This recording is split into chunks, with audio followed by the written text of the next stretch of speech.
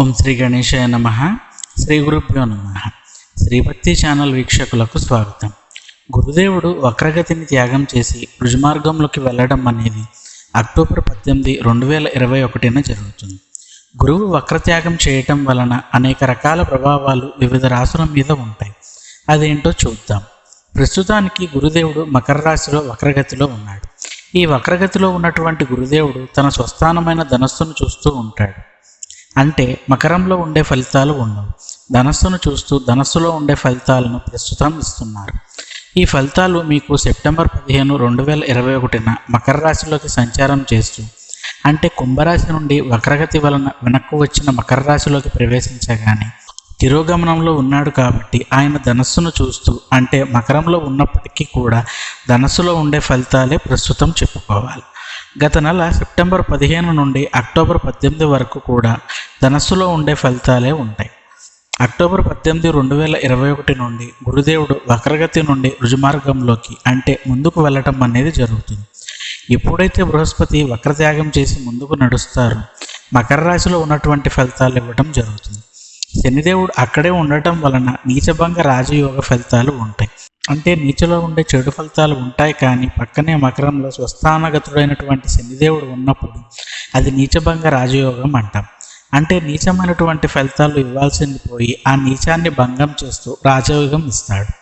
స్వస్థానగతుడైన శనిదేవుడి యొక్క ప్రభావం వలన అక్టోబర్ 18న రుజుమార్గంలోకి వచ్చే గురుదేవుడు ముందుకు ప్రయాణం చేస్తూ కుంభరాశి వైపు వెళుతూ నవంబర్ 20వ తారీఖున కుంభరాశిలోకి ప్రవేశించడం జరుగుతుంది.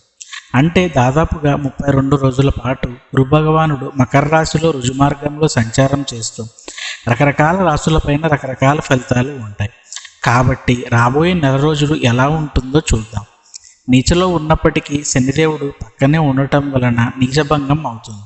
కాబట్టి 2021 అక్టోబర్ 18వ తారీఖు నుండి 2021 నవంబర్ 20 వరకు ఉండేటటువంటి 32 రోజుల కాలంలో గురువు గారు నీచభంగ రాజయోగాన్ని అనేక రాశులకు కలగజేస్తున్నాడు. కృత్తికా నక్షత్రం 2, 3, 4 పాదాలు, రోహిణి నక్షత్రం 1, 2, 3, 4 పాదాలు, మృగశిర నక్షత్రం 1, 2 పాదాలలో జన్మించిన వారు వృషభ రాశి కిందకి వస్తారు.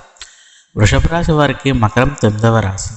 9వ స్థానంలో నీచభంగ రాజయోగం అంటే మహా అదృష్టం కలుగుతుంది వృషభ రాశి వారికి. వృషభ రాశి వారు ఈ నెల రోజులు, అంటే అక్టోబర్ 18 నుండి గురుదేవుడు వక్రత్యాగం చేసిన నాటి నుండి కుంభంలోకి వెళ్ళే వరకు, అంటే నవంబర్ 20వ తారీఖు వరకు ఉండేటటువంటి 32 రోజులు అద్భుతమైనటువంటి అదృష్ట ఫలితాలు ఇస్తాడు. తల్లిదండ్రుల వలన మంచి జరుగుతుంది, తల్లిదండ్రులకి మంచి జరుగుతుంది, తల్లిదండ్రుల ఆరోగ్యం మెరుగుపడుతుంది. అంతేకాక తండ్రికి, తాతలకి సంబంధించిన ఆస్తిపాస్తులు మీకు వస్తాయి. వాటికి సంబంధించిన శుభవార్తలు మీరు వింటారు.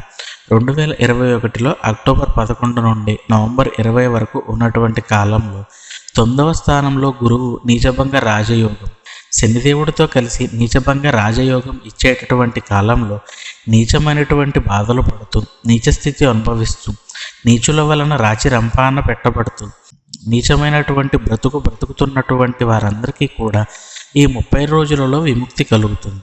అనేక రకాలైనటువంటి శుభ ఫలితాలు మీకు ఉంటాయి.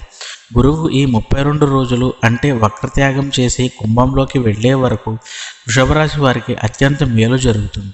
పెళ్ళిళ్ళు అవుతాయి, పెళ్ళిళ్ళు కలిసి వస్తాయి, ఉద్యోగాలు వస్తాయి, వ్యాపారంలో అభివృద్ధి చెంది డబ్బు వస్తుంది. ప్రొఫెషన్లో ఉన్నవారు గొప్ప ఎదుగుదల చూస్తారు. ఉద్యోగంలో ప్రమోషన్లు, ఉద్యోగంలో ఒక సంతృప్తికరమైన పరిస్థితి వస్తుంది. నిరుద్యోగులకు ఉద్యోగాలు వస్తాయి. మంచి ఉద్యోగం గురించి ప్రయత్నం చేసేవారికి మంచి ఉద్యోగం వస్తుంది. కాబట్టి ఏ రకంగా చూసినా కానీ వృషభరాశి వారికి ఈ 30 రోజులు మంచి జరుగుతుంది. ఆ తరువాత గురువు కుంభరాశిలోకి వెళ్ళటం, అంటే 10వ స్థానంలోకి వెళ్ళటం వలన నవంబర్ 20 నుండి 10వ స్థానంలో ఉండేటటువంటి ఫలితాలు కలుగుతాయి. ఏప్రిల్ 13, 2022 వరకు ఇది మంచి కాలం. మీకు మంచి అదృష్ట ఫలితాలు ఉంటాయి.